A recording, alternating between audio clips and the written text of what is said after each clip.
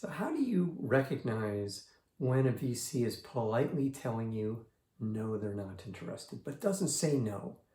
That's probably one of the most frustrating things because no is a very rare commodity when you're dealing with investors. Typically, here's what you're likely to hear. Listen, do you hear anything? That's the answer. Typically, silence is what you'll hear. They just won't respond. They'll move on. They won't respond. That's the typical one.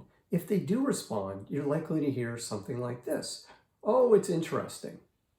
It's an interesting investment. Oh, those are painful words to hear. I can remember we were pitching a fund on Sand Hill Road. We were raising our Series A, and I was pretty excited actually about this particular pitch because I thought the investor would be a good possible investor for us. He knew the space, and he said to me, "You know what, Brett? You didn't have me at hello. It's an interesting idea." That's no. That's what no sounds like when you're dealing with investors. When they tell you it's interesting, when they tell you nothing, or when you're lucky enough to actually hear no, that's what no sounds like when you're dealing with an investor. So, should you follow up? Yeah, go ahead and follow up. But, there's this old saying, you know, good news travels fast. If they're interested, they're going to let you know.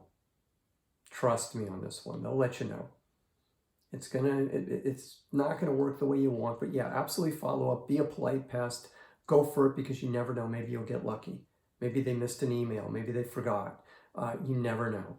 But in all likelihood, if you're hearing silence, if they're telling you the investment is interesting, or some other kind of soft passwords like that, or maybe if you get lucky and it's really the hard no, which is the best thing in the world you can hear is a hard no, because then you can move on. Then you can ask them, who else should I talk to?